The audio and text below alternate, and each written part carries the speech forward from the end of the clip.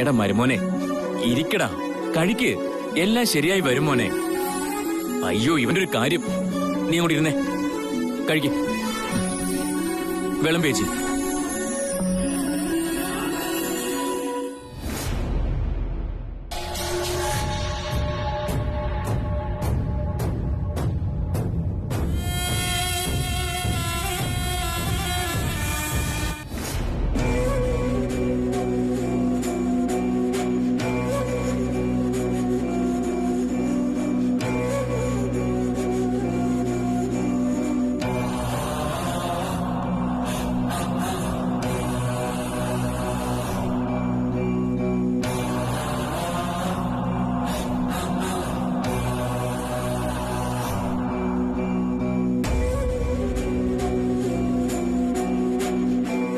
മുത്തശ്ശി, ബ്രേക്ക്ഫാസ്റ്റ് കഴിച്ചോ?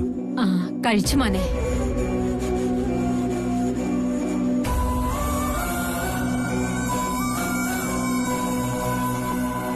ആന്റി, എടത്തി, എനിക്കൊന്ന് പുറത്തു പോകേണ്ട ആവശ്യമുണ്ട്.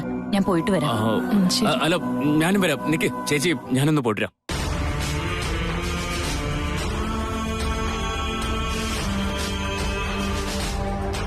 എന്താ എല്ലാവരും എഴുന്നേറ്റ് പോകുന്നേ? ശരിക്കും എല്ലാവരും ബ്രേക്ക്ഫാസ്റ്റ് കഴിച്ചായിരുന്നോ? അമ്മ, ഞാൻ ചോദിച്ചുകൊണ്ടിരിക്കുന്ന അമ്മയോടാ. ഭക്ഷണം എല്ലാം ഇവിടെ ഇരിപ്പുണ്ടല്ലോ, കഴിച്ചു.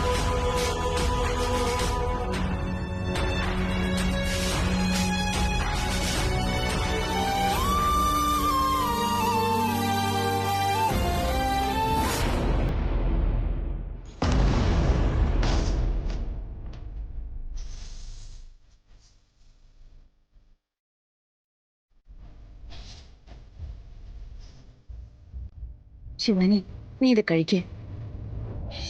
എനിക്ക് വിശപ്പില്ല. കള്ളം പറയണ്ട. ഇന്നലെ മുതൽ നീ ഒന്നും കഴിച്ചിട്ടില്ല. നീ ഇങ്ങനെ ഒന്നും തന്നെ കഴിക്കാതിരുന്നാൽ നിന്റെ ആരോഗ്യത്തിന്റെ സ്ഥിതി എന്താവും? ആരോഗ്യം നന്നായിട്ടിരിക്കേണ്ട ആവശ്യം ഇപ്പൊ ഇല്ലല്ലോ. എല്ലാം എനിക്ക് നഷ്ടപ്പെട്ടു. അതിന്റെ കൂടി ആരോഗ്യം കൂടി ഇല്ലാതാവും. മനസ്സിനുണ്ടായ ഈ ദുരവസ്ഥയിൽ നിന്നും തിരിച്ചു വരാൻ നമ്മൾ പ്രയത്നിക്കണം. നഷ്ടപ്പെട്ട പ്രണയം തിരികെ വരില്ലെന്ന് ഉറപ്പായാൽ മനസ്സിന്റെ ഭാരം എങ്ങനെ കുറയുന്നത്? അല്ല, എത്ര ദിവസം എന്ന് വെച്ചാ നീ ഇങ്ങനെ ഇരിക്കാൻ പോകുന്നേ? അറിയില്ല. എന്തെങ്കിലും പറ്റിപ്പോയാൽ? ഇനി ഒന്നും പറ്റാനില്ല. ഒരുപാട് വേദനിച്ചു. ജീവിക്കാനുള്ള ആഗ്രഹവും നഷ്ടപ്പെട്ടു. ശിവാനി, നിന്നോട് സംസാരിച്ച് ജയിക്കാൻ എനിക്കാവില്ല. ദയവ് ചെയ്ത് നീ ഇത് കഴിക്ക്. ഇത് ഇഷ്ടമായില്ലെങ്കിൽ ഞാൻ വേറെ എന്തെങ്കിലും കൊണ്ടുവരാം. വേദന തിന്നുന്നുണ്ടല്ലോ, അത് തന്നെ ധാരാളം. വയറ് നിറഞ്ഞിരിക്കുകയാണ്.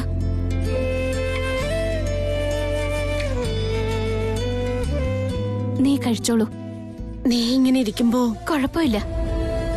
ഞാൻ കാരണം നീയും കൂടെ ഇങ്ങനെ, അതെനിക്കിഷ്ടമല്ല. ഈ വേദന അനുഭവിക്കേണ്ടത് എന്റെ തലവിധിയാണ്. അത് ഞാൻ തന്നെ അനുഭവിച്ചോളാം. ദയവേത് നീ എന്തെങ്കിലും കഴിക്കേ, അല്ലെങ്കിൽ അതെനിക്ക് കൂടുതൽ വിഷമാവും. എന്റെ മനസ്സനുവദിക്കുന്നില്ല. ഇപ്പൊ തന്നെ നിന്റെ മനസ്സിൽ ഒരുപാട് സങ്കടങ്ങളുണ്ട്. ഇനിയും അത് കൂട്ടാൻ ഞാൻ ശ്രമിക്കുന്നില്ല. ഞാൻ കുറച്ച് കഴിച്ചോളാം.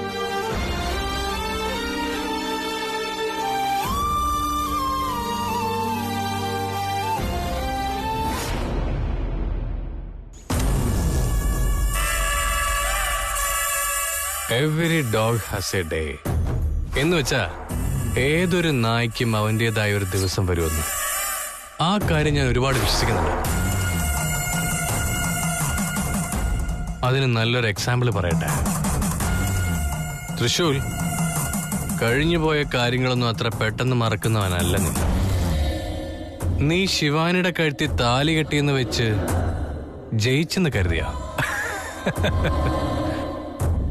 നോ, ഗെയിം കഴിഞ്ഞിട്ടില്ലടാ. അവസാന നിമിഷം വരെ ഇങ്ങനെ അവസരങ്ങളുണ്ടാവും. നീ കാത്തിരിക്കണം.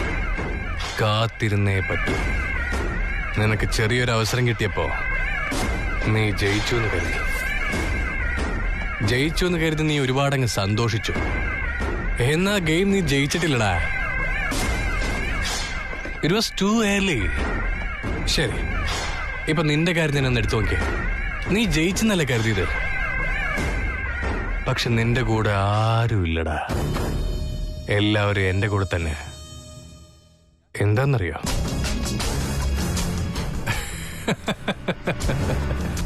എടാ, തോറ്റവരോട് മാത്രമേ ഇവിടെ ഉള്ളവർക്ക് സിമ്പതി ഉണ്ടാവൂ. എന്നാ ജയിച്ചവരോടോ ഭയങ്കര അസൂയാടാ. തൃശ്ശൂർ ഞാൻ സ്കൂളിൽ പഠിക്കുമ്പോ ടീച്ചർ എന്നോടൊരു കഥ പറഞ്ഞു തന്നിരുന്നു. ഇപ്പൊ എനിക്കതാ ഓർമ്മ വരുന്നത്. മോസ്റ്റ്ലി ആ കഥ ചിലപ്പോൾ നിനക്കും അറിയായിരിക്കും.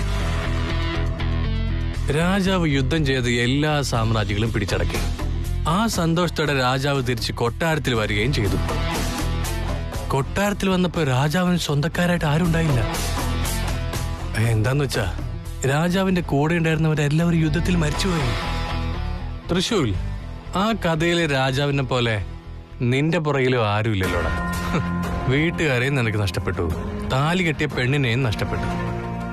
എല്ലാം നിന്റെ കയ്യിലുണ്ട്, പക്ഷെ ഒന്നുമില്ലാത്ത അവസ്ഥ. എന്താ അതിന് പറയപ്പോ? നീ ഒരു അനാഥനാണ്. It's my turn. ഇനി മുതൽ എന്റെ കളി തുടങ്ങാൻ പോവാ. നിന്നെ ഞാൻ ചലഞ്ച് ചെയ്യാടാ. നീ ശിവാനിയുടെ കഴുത്തിൽ താലി കെട്ടിട്ടുണ്ടാവാം, എന്നാ അവൾ ഇതുവരെ നിന്റെ ഭാര്യയായിട്ടില്ല. അവളെ നിനക്ക് കിട്ടാനും പോകുന്നില്ലടാ. നീ കെട്ടിയ താലി ഞാൻ പൊട്ടിച്ച് കളഞ്ഞിട്ട് അവളെ ഈ വീട്ടിലെ മരുമകളാക്കൂടാ ഞാൻ. ഐ മീൻ, അവളെ ഞാൻ എന്റെ ഭാര്യയാക്കി ഇവിടേക്ക് കൊണ്ടുവരും. നീ കാത്തിരുന്നു.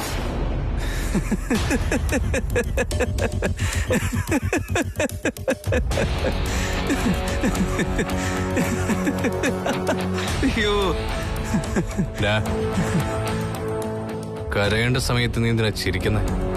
അതിന് മാത്രം സന്തോഷിക്കപ്പോ എന്താ ഉണ്ടായേ?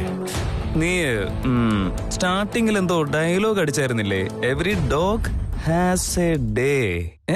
കറക്റ്റ് അല്ലേ? തെറ്റിയിട്ടൊന്നുമില്ലല്ലോ. ആ കാര്യം നിനക്കല്ലേ മാച്ച് ആവുന്നത്.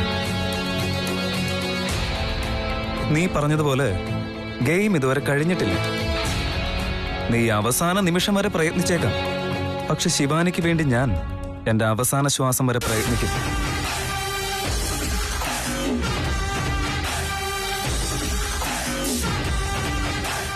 ശിവാനി വീട് വിട്ട് പോയിട്ടുണ്ടാവും, പക്ഷെ താലി കഴുത്തി തന്നെ കിടക്കല്ലേ. എനിക്ക് ഇനിയും സമയമുണ്ട്. അവളെ ഞാൻ ഉറപ്പായിട്ടും ഇവിടേക്ക് തിരിച്ചു കൊണ്ടുവരും.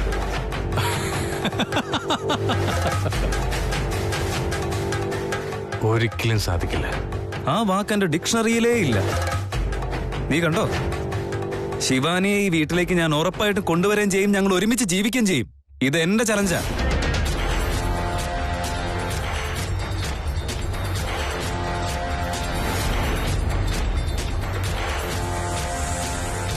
അമ്മേ, അമ്മേ, അച്ഛാ, അമ്മയെ വിളിക്ക്. അവള് ഇവിടെ ഇല്ലെന്ന് മാത്രം പറയല്ലേ. അമ്മ അകത്തുണ്ടെന്ന് എനിക്ക് നന്നായിട്ട് അറിയാം. ഇവിടെ ഇല്ലെന്നും പറഞ്ഞ് എന്നെ പറ്റിക്കാൻ നോക്കണ്ട. അല്ല, അങ്ങനെയൊന്നും അല്ല മോനെ. അത് അതെ, ഞാൻ ഇവിടെ ഇല്ലെന്ന് പറയാൻ പറഞ്ഞു പറയാ. എന്തെന്ന് വെച്ചാ എനിക്ക് ഇവന്റെ മുഖം കാണാൻ താല്പര്യമില്ല. എന്താ പറ്റി അമ്മേ? എന്നോടുള്ള ദേഷ്യം ഇതുവരെ കുറഞ്ഞില്ലേ? ദേഷ്യം കുറയാനുള്ള പണിയാണോ അവൻ കാണിച്ചിരിക്കുന്നതെന്ന് ചോദിക്കും അവനോട്. ശരി, അത് വിട്ടേക്ക്. അമ്മയോട് എത്ര പറഞ്ഞാലും എത്ര കെഞ്ചിയാലും അമ്മയ്ക്ക് ഒന്നും തന്നെ മനസ്സിലാവില്ല. അതിന്റെ കാരണം എന്താണെന്ന് എനിക്കറിയാം. എന്നെ ഇവിടെ നിന്ന് അകറ്റാൻ വേണ്ടി തന്നെയല്ലേ. സാരമില്ല, ഞാൻ നിങ്ങളുടെ മകനല്ലല്ലോ. ഞാൻ നിങ്ങളുടെ വളർത്തു മകനല്ലേ. നിങ്ങളുടെ യഥാർത്ഥ മകൻ ത്രിവിക്രം അല്ലേ. ഇതൊക്കെ ചെയ്തത് അവനായിരുന്നെങ്കിലേ അവൻ കാണിച്ചത് ശരിയാണെന്ന് പറഞ്ഞിട്ട് അവൻ ഈ വീട്ടിൽ കയറ്റി പൊറുപ്പിച്ചേനെ. ശരിയല്ല അമ്മേ, എന്നെക്കാളും ഇപ്പോ അവനാണല്ലോ വലുത്. എന്താ മധു? എന്ത് വർത്താനമാണോ നീ പറയുന്നത്? ഇങ്ങനെയൊക്കെ സംസാരിക്കാൻ നിനക്ക് എങ്ങനെയാണോ മനസ്സ് വന്നത്?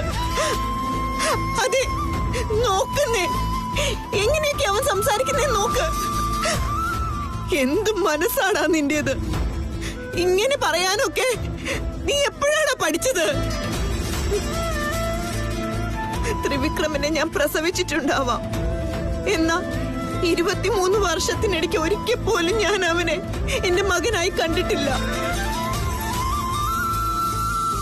അവൻ കുഞ്ഞായിരുന്നപ്പോ അവനെ ഞാൻ പാല് കൊടുത്ത് വളർത്തിയിട്ടില്ല. വളർത്തിയിട്ടില്ല.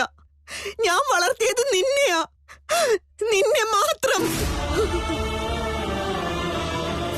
ത്രിവിക്രം എന്റെ രക്തത്തിൽ പിറന്നവനായിരിക്കാം, എന്നാൽ ഞങ്ങളുടെ സർവ്വതും ഞങ്ങൾ തന്നത് നിനക്കല്ലേടാ. നീ കരയുമ്പോ ഓടി വന്നത് ഞാനാ. നീ നടക്കാൻ തുടങ്ങിയപ്പോ കൈ പിടിച്ച് പിച്ചു വെപ്പിച്ചത് ഞാനാ. ഇപ്പൊ നീ ആ സ്നേഹം പോലും കപടമാണെന്ന് സംശയിക്കുന്നുണ്ടല്ലോ. എന്നാലും നീ ഇങ്ങനെ ചെയ്യുന്ന ഞങ്ങള് കരുതിയില്ല. എന്തിനാടാ ഇങ്ങനെയൊക്കെ പറയുന്നത്? ഞങ്ങൾ എന്ത് കുറവാ നിനക്ക് വരുത്തിയത്? സംസാരിക്ക് തൃശൂൽ. ഞങ്ങൾ എന്ത് കുറവാ നിനക്ക് വരുത്തിയത്? സ്നേഹം കുറഞ്ഞു പോയോടാ? പറയടാ. ഇങ്ങനെയൊക്കെ സംസാരിക്കാനുള്ള മനസ്സ് നിനക്ക് എവിടുന്നാ വന്നത്? നിനക്ക് എങ്ങനെ തോന്നിയടാ? എന്റേത് അത്ര വൃത്തിയായിട്ട് മനസ്സൊന്നല്ലേ. ആ വാക്കൊന്നും എന്റെ മനസ്സിൽ നിന്ന് വന്നതല്ല. ഞാൻ അങ്ങനെയൊക്കെ പറഞ്ഞു കഴിഞ്ഞാൽ അമ്മ എന്റെ അടുത്തേക്ക് വരികയും ചെയ്യും, എന്നോട് മിണ്ടുകയും ചെയ്യുന്ന എനിക്ക് ഉറപ്പുണ്ടായിരുന്നു. അങ്ങനെ നടക്കാൻ വേണ്ടിയാ ഞാൻ ഇതുപോലെയൊക്കെ സംസാരിച്ചത്. അമ്മയെ കണ്ടൊന്ന് സംസാരിക്കാൻ വേണ്ടി. എന്റെ മനസ്സ് കല്ലൊന്നല്ല അമ്മേ. ഈ മകൻ എന്തൊക്കെയായാലും നിങ്ങളല്ലേ വളർത്തിയത്. പൂ പോലത്തെ ഹൃദയം. എന്നെല്ലാവരും അകറ്റി നിർത്തിയിരിക്കാമേ.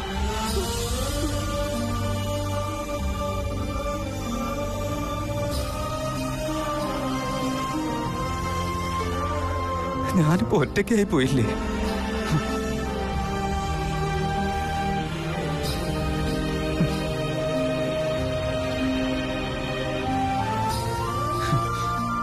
എനിക്ക് രണ്ടമ്മമാരുണ്ട്. എനിക്ക് സങ്കടം വരുമ്പോ അതൊക്കെ മടിയിൽ കിടന്ന് മാറ്റാൻ വേണ്ടി രണ്ടമ്മമാരുണ്ടെന്നുള്ള സന്തോഷം ഉണ്ടായിരുന്നു. പക്ഷെ കല്യാണം നടന്നു കഴിഞ്ഞാൽ അതെല്ലാം നഷ്ടപ്പെടുമെന്ന് ഞാൻ കരുതിയില്ല അമ്മേ. ഒരിക്കലും കരുതിയില്ല. എനിക്ക് എന്ത് സങ്കടം വന്നാലും സന്തോഷം വന്നാലും അതൊക്കെ ഞാൻ വന്ന് പറഞ്ഞിരുന്നത് അമ്മയോടല്ലേ. എന്നിട്ടും അമ്മ തന്നെ എന്നോട് വരണ്ടെന്ന് പറഞ്ഞില്ലേ. ഇനി എന്താ ഞാൻ ചെയ്യേണ്ടത്? അമ്മേ, ഞാൻ ശിവാനിയെ കല്യാണം കഴിച്ച് കാണും. അത് നിങ്ങൾക്കാർക്കും ഇഷ്ടമായിട്ടുണ്ടാവില്ല. എനിക്ക് ഒരേ ഒരു ഉദ്ദേശമേ ഉണ്ടായിരുന്നുള്ളൂ. എന്റെ പ്രണയം എനിക്ക് നഷ്ടപ്പെടാൻ പാടില്ല, അത്ര തന്നെ.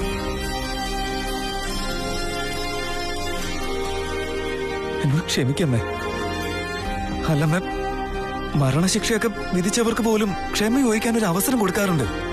ഞാൻ കൈകൂപ്പി നിന്ന് ചോദിക്കുക, ദൈവത്തെ ഓർത്ത് എന്നോട് ക്ഷമിക്കുക.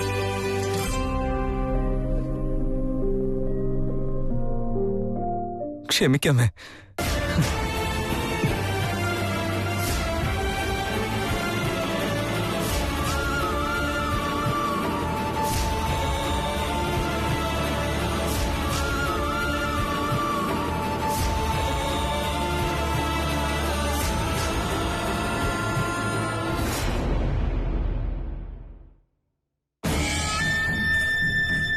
നീ എന്താ ഇവിടെ എന്താ ചെയ്യുന്നേ?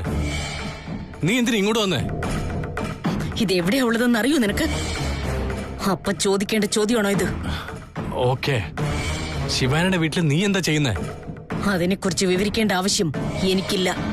ഞാൻ എന്ത് ജോലി ചെയ്യുന്നുണ്ടെങ്കിലും അത് നിന്റെ നല്ലതിനാ. വിശ്വസിക്ക്. എന്നുവെച്ചാ അനാവശ്യമായ കാര്യങ്ങൾ ഒഴിവാക്കി വന്ന കാര്യത്തെക്കുറിച്ച് ചിന്തിക്ക്. നീ ശിവാനിയോട് സംസാരിക്കാനല്ലേ വന്നത്? ചെല്ല്, അവളെ കണ്ട് സംസാരിക്കും.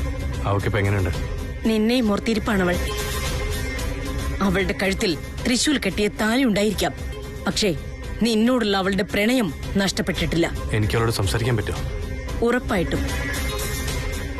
നീ അവളുടെ സ്വപ്നങ്ങളിൽ എണ്ണ പകരൂ. ആ വിളക്ക് നിനക്ക് വെളിച്ചം പകരും. ശരി. ശിവാനി ഇപ്പൊ എവിടെയുള്ള? റൂമിൽ തന്നെയുണ്ട്.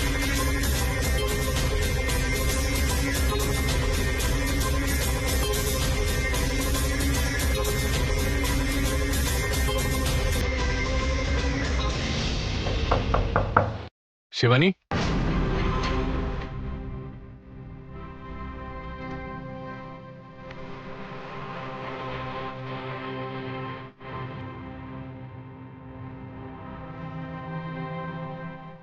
Shivani, may come in?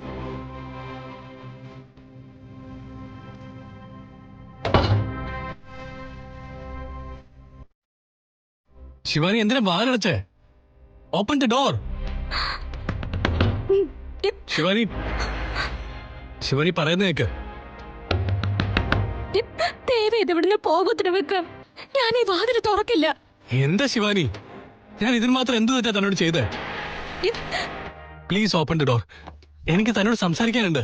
Trivikram please ഇവിടുന്ന് പോ. എനിക്ക് നിന്നെ ഇപ്പൊ കാണണ്ട. നീ എന്തിനാ എന്നോട് ദേഷ്യപ്പെടുന്നത്? ഞാൻ തെറ്റൊന്നും ചെയ്തിട്ടില്ലല്ലോ. എന്തുകൊണ്ട് എന്നെ കാണണ്ടെന്ന് പറയുന്നേ? നിനക്ക് എന്നെ വേണ്ട ശിവാനി. എനിക്ക് നിന്നെ വേണ്ടഞ്ഞിട്ടല്ല ത്രിവിക്രം. നിന്റെ മുഖം പോലും കാണാൻ യോഗ്യതയില്ലാത്തവളായി പോയി ഞാൻ. ശിവാനി എന്തിനാ ഇങ്ങനെയൊക്കെ സംസാരിക്കുന്നേ? ഞാൻ നിന്നെ ചതിച്ചവളാണ് ത്രിവിക്രം. നിന്നെ പ്രണയിച്ച് മറ്റൊരുത്തനെ കൊണ്ട് താലി കെട്ടിച്ചവളാണ് ഞാൻ.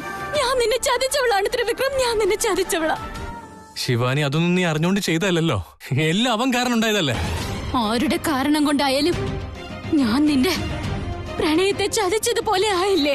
ശിവാനി സംഭവിക്കാനുള്ളതൊക്കെ സംഭവിച്ചില്ലേ? എനിക്ക് തന്നോടൊന്ന് സംസാരിക്കണം. താൻ ഈ വാതിലും തുറക്ക്. എനിക്ക് നിന്റെ മുഖം കാണാനുള്ള അർഹതയില്ല ത്രിവിക്രം. നിന്റെ പ്രണയത്തെ സംരക്ഷിക്കാനും എനിക്ക് കഴിഞ്ഞില്ല. എന്നോട് ക്ഷമിക്കൂ. എന്നോട് ക്ഷമിക്കൂ ത്രിവിക്രം. പ്ലീസ് എന്നെ ഫോഴ്സ് ചെയ്യല്ലേ. ഞാനിപ്പോ സംസാരിക്കാനുള്ള അവസ്ഥയിലല്ല. നിന്റെ മുൻപിൽ വന്ന് നിൽക്കാനുള്ള യോഗ്യത പോലും എനിക്കില്ല. ഒന്ന് പുറത്തു പോ ശിവാനി. പ്ലീസ് ത്രിവിക്രം.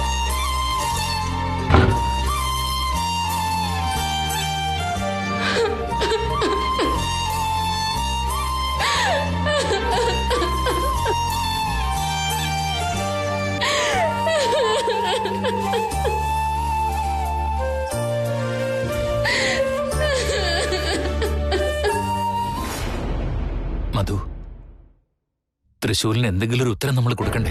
എങ്ങനെയാ ഞാൻ അവന് ഉത്തരം കൊടുക്കേണ്ടത്? നീ ചെയ്തത് ശരിയാണെന്നും പറഞ്ഞ് അവന്റെ പുറത്തു തട്ടണോ? അതോ ഇനി ഇങ്ങനെ ചെയ്യാൻ പാടില്ലെന്നും പറഞ്ഞ് അവനോട് ക്ഷമിക്കണോ? ക്ഷമിക്കാൻ പറ്റുന്ന തെറ്റാണോ അവൻ ചെയ്തത്? നിങ്ങൾ തന്നെ പറ. അതെ, നമ്മുടെ ജീവിതത്തിൽ എന്താ ഇങ്ങനെയൊക്കെ സംഭവിക്കുന്നേ? നമ്മൾ വിചാരിക്കുന്ന പോലെ ഒന്നും തന്നെ നടക്കുന്നില്ലല്ലോ.